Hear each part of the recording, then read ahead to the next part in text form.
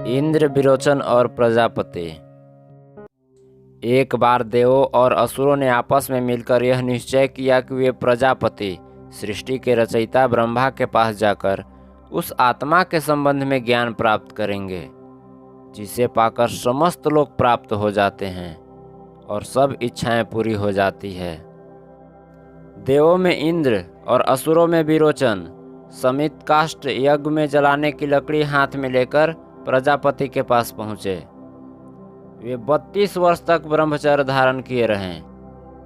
उसके बाद प्रजापति ने एक दिन उनसे प्रश्न किया, तुम लोग यहाँ वर्षों से ब्रह्मचर्य धारण किए किस उद्देश्य से बैठे हो? उन्होंने उत्तर दिया, आपने आत्मा के संबंध में कहा है, वह पाप रहित है, अजर है, अमर है, शोक से रहित है, उसे न भूख लगती है न प्यास, उसके समस्त आचार विचार और संकल्प सत्य से पूर्ण होते हैं। ऐसी आत्मा की खोज करना और उससे जानना चाहिए। जो जिज्ञासा के बाद उसे जान लेता है वह समस्त लोगों को प्राप्त करता है और सब इच्छाओं की पूर्ति होती है। भगवान, उसी आत्मा के संबंध में ज्ञान प्राप्त करने के उद्देश्य से हम यहाँ आए हैं। प्रजापति ने कहा, अच्छी बात है, मैं तुम्हें आत्मा के संबंध में उपदेश दूंगा। जो पुरुष आँख के भीतर दिखाई देता है वही आत्मा है, अर्थात जिस स्वरूप का दर्शन योगी ध्यानावस्थित होकर अपने मन की आँखों के भीतर करते हैं वही आत्मा है, वही अमर और अभय ब्रह्म है। इंद्र और विरोचन ने प्रजापति के उपदेश के गूढ़ अर्थ को नहीं समझा। उन्होंने समझा कि ब्रह्म एक छाया मात्रा है जो आंखों में भासमान होती रहती है। उन्होंने प्रश्न किया, भगवान, आपने जिस प्रतिबिंब का उल्लेख किया है वह कौन है जो पानी में दिखाई देता है, जिसके दर्शन दर्पण में होते हैं? प्रजापति मुस्कुराए और बोले, जो दोनों में दिखाई देता है। जाओ पानी में अपनी परछाई देखो और उसके बाद भी यदि आत्मा को जानने में अपने को असमर्थ समझो तो मुझसे आकर फिर पूछना। इंद्र और विरोचन ने पानी में अपना प्रतिबिंब देखा। प्रजापति ने पूछा, तुम लोगों ने क्या देखा? उन्होंने उत्तर दिया, भगवान, हमने स्वयं अपने को उसमें देखा। वह हमारा ही प्रतिरूप था, सिर के बालों से लेकर पांव के नाखून तक। तब प्रजापति ने कहा, जाओ अच्छी तरह नहा धोकर, सुंदर कपड़े पहनकर, मूल्यवान गहनों से सुसज्जित होकर, बन ठनकर पानी में फिर एक बार अपनी परछाई देखो। उन लोगों ने वैसा ही किया। सुंदर वस्त्रों और गहनों से सुसज्जित होकर पानी में अपना प्रतिबिंब देखा। उसके बाद प्रजापति ने पूछा, तुम लोगों ने क्या देखा? उन्होंने उत्तर दिया, भगवान, हम लोग जिस तरह सुंदर वस्त्रों और गहनों से सुसज्जित थे उसी तरह सुसज्जित स्वयं अपना ही प्रतिबिंब हमने उसमें देखा। प्रजापति ने कहा, वही आत्मा है, वही अमर और अभय ब्रह्म है। इंद्र और विरोचन प्रजापति का इतना उपदेश सुनकर संतुष्ट हो गए और उनके मन में यह विश्वास जम गया कि वे ब्रह्म ज्ञान से परिचित हो गए हैं। दोनों वहां से वापस चले गए। उन्हें जाते देखकर प्रजापति ने अपने मन में कहा, चूंकि ये दोनों बिना पूर्ण ज्ञान प्राप्त किए चले जा रहे हैं, इसीलिए इनका अधूरा ज्ञान देवों और असुरों की हार का कारण बनेगा। विरोचन अधूरे ज्ञान से संतुष्ट होकर जब असुरों के पास पहुंचा तो उसने उन लोगों को उपदेश दिया, आत्मा अपनापन ही उपासना के योग्य है। अपनेपन की ही परिचर्या करनी चाहिए। अपनेपन की उपासना और परिचर्या करने से यह लोक और परलोक दोनों प्राप्त होते हैं, अर्थात दोनों लोकों में सुख मिलता है। असुरों ने जब विरोचन का यह उपदेश सुना तो उन्होंने तब से किसी को दान करना छोड़ दिया, किसी महंत आदर्श पर श्रद्धा करना छोड़ दिया और यज्ञ करना बंद कर दिया।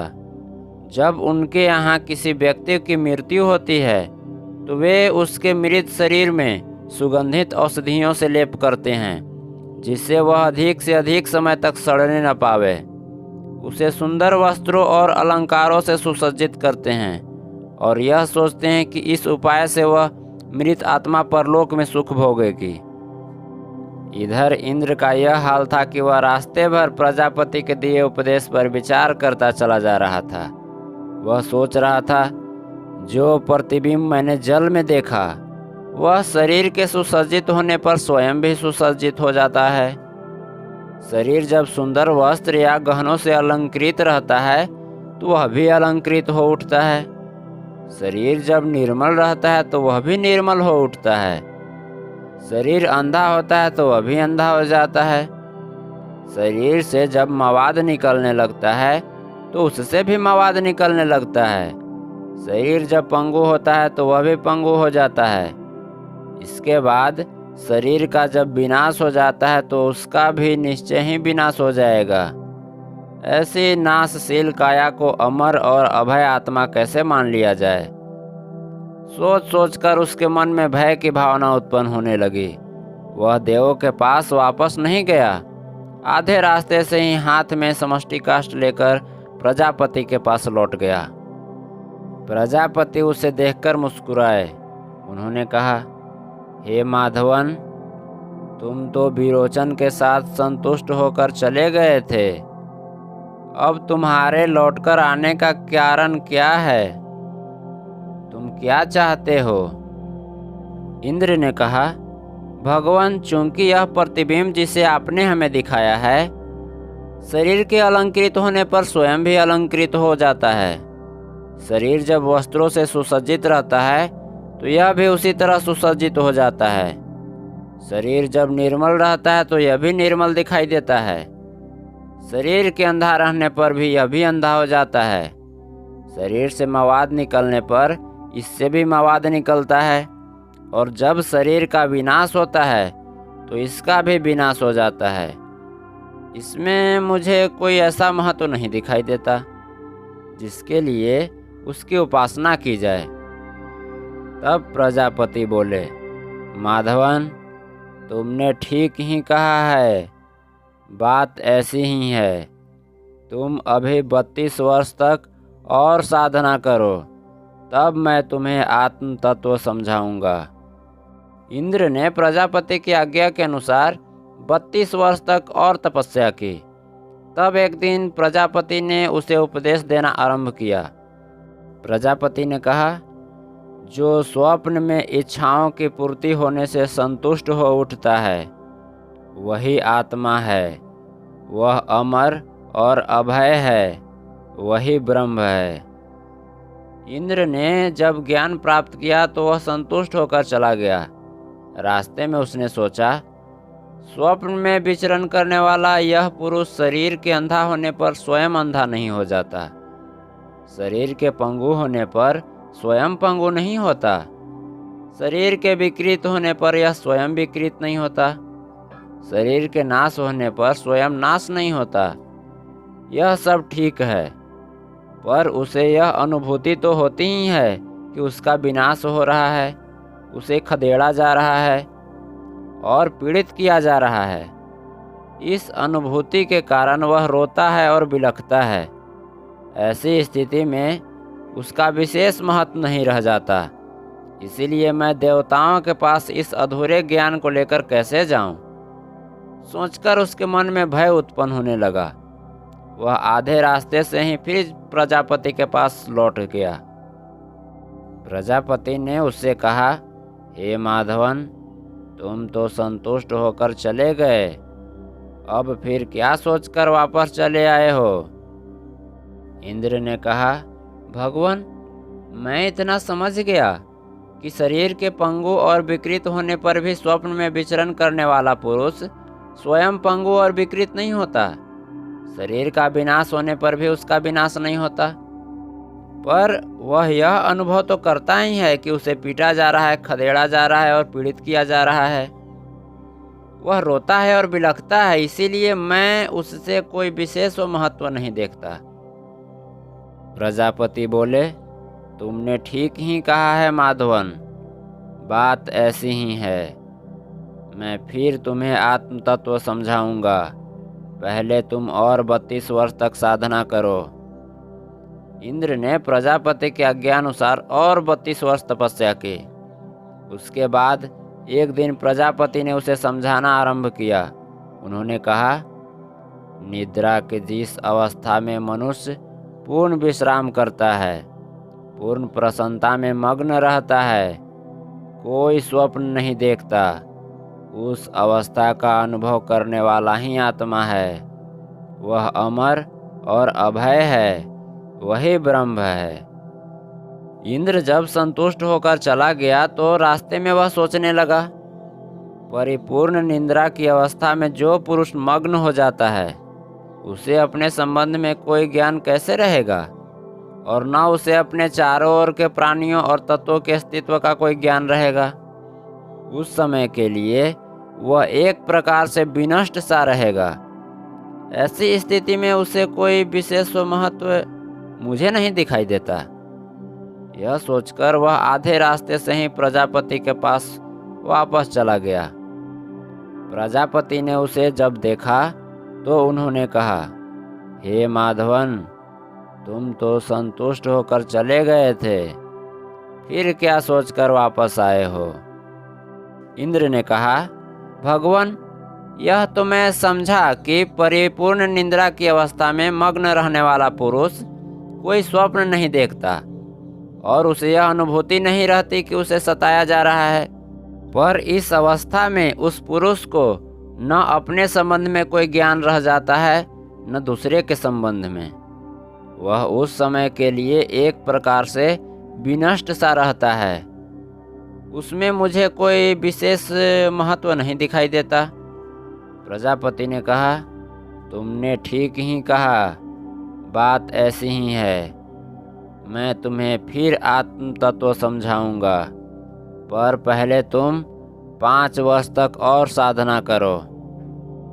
इंद्र ने प्रजापति की आज्ञा अनुसार 5 वर्ष तक और तपस्या की। इस प्रकार उसने 101 वर्ष पूरे किए। इसीलिए यह किंवदंती प्रसिद्ध है कि इंद्र प्रजापति के पास 101 वर्ष तक ब्रह्मचारी रूप में रहा। तब एक दिन प्रजापति ने उससे कहा, हे माधवन, यह शरीर मर्त्य और नश्वर है, तथापि यह अमृत और अशरीर आत्मा का निवास स्थान है। इस प्रकार सशरीर होने के कारण यह आत्मा प्रिय तथा अप्रिय अनुभूति से युक्त है। सशरीर होने पर कोई भी प्रिय और अप्रिय अनुभूतियों से छुटकारा नहीं पा सकता। जो अशरीर होता है वह प्रिय तथा अप्रिय विषयों के संसर्ग में नहीं आता। वायु, मेघ, बिजली और ब्रज ये अशरीर हैं। आकाश से महान ज्योति सूर्य द्वारा उत्पन्न होकर वे विभिन्न रूपों में प्रकाशित होते हैं। उसी प्रकार मनुष्य अपने शरीर रूपी आकाश से परम ज्योति द्वारा उत्पन्न होकर अपने वास्तविक स्वरूप को व्यक्त करता है। अर्थात जब मनुष्य दिव्य ज्ञान द्वारा यह जान लेता है कि उसकी आत्मा शरीर के बंधन से बंधी हुई है, तो शरीर के भीतर से उसकी अशरीर आत्मा प्रस्फुटित होती है। तब वह उत्तम पुरुष कहलाता है। उस अवस्था में खाता है, पीता है, खेलता है, नाना विषयों में रमता है, पर यह सब करते हुए भी शरीर से कोई संबंध नहीं रखता। अर्थात इन सब विषय कामनाओं में वह लिप्त नहीं रहता। जिस प्रकार यान आदि के साथ पशु जुड़े रहते हैं, उसी प्रकार शरीर के साथ यह प्राण संयुक्त है। अर्थात दोनों एक दूसरे के कोई मूलगत संबंध नहीं है। कोटर रूपी आकाश के भीतर आंखें स्थित है, और वे आंखें उस पुरुष का दर्शन करने के लिए है जो आंखों के भीतर निवास करता है। जो यह जानता है कि मैं सूंघता हूँ वह आत्मा है, जो यह जानता है कि मैं बोलता हूँ वह आत्मा है। जो यह जानता है कि मैं सुनता हूँ वह आत्मा है। जो यह जानता है कि मैं सोचता हूँ वह आत्मा है। मन ही दिव्य चक्षु है। वह सभी काम इच्छा योग विषयों की विशेषता का पर्यवेक्षण करता है। मन की उस दिव्य दृष्टि द्वारा आत्मा उन सब विषयों का उपभोग निर्लिप्त होकर करती है। देवों ने ब्रह्मलोक में उस आत्मा की उपासना की थी, इसीलिए उन्होंने सब लोकों को प्राप्त कर लिया और उनकी सब इच्छाओं की पूर्ति हो गई। जो सच्ची जिज्ञासा के बाद आत्मा का पूर्ण ज्ञान प्राप्त कर लेता है, उसकी समस्त इच्छाएं पूरी हो जाती है। इस प्रकार प्रजापति ने इंद्र को आत्म तत्व समझाकर उसको पूर्ण ज्ञान कराया।